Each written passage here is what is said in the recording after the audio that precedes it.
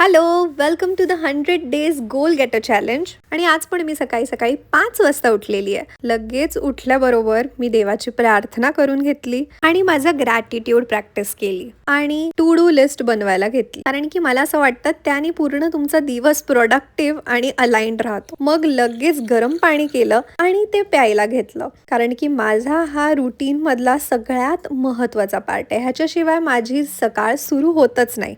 So मग गरम पाणी पिऊन झाल्यानंतर मी पटकन ब्रश केला, छान फ्रेश झाले आणि मग त्याच्यानंतर पंपकिन सीड्स, आल्मंड्स आणि फ्लॅक्स सीड्सचा लाडू खाल्ला. आणि हे सगळं करून झाल्यानंतर मी माझं मोस्ट कंटाळवाणं काम करायला घेतलं, ते म्हणजे की एक्सरसाइज करणं. सो मी स्टार्ट केलं स्ट्रेचिंग आणि माझे नॉर्मल सूर्यनमस्कार करण्यापासून. Of course I hate doing exercise, but सध्या तरी डे 2च आहे, तर मी थोडी मोटिवेटेड आहे. सो लेट्स सी मी या 100 डेजच्या चॅलेंजमध्ये ॲक्च्युली किती दिवस कन्सिस्टंटली एक्सरसाइज करते. जर तुम्हालाही माझ्याच इतका एक्सरसाइज करायला भयंकर कंटाळा येत असेल ना, कमेंटमध्ये मला सांगा. आणि लाईक, शेअर आणि सबस्क्राईब करा. उद्या भेटणारच आहोत on day 3. Until then bye.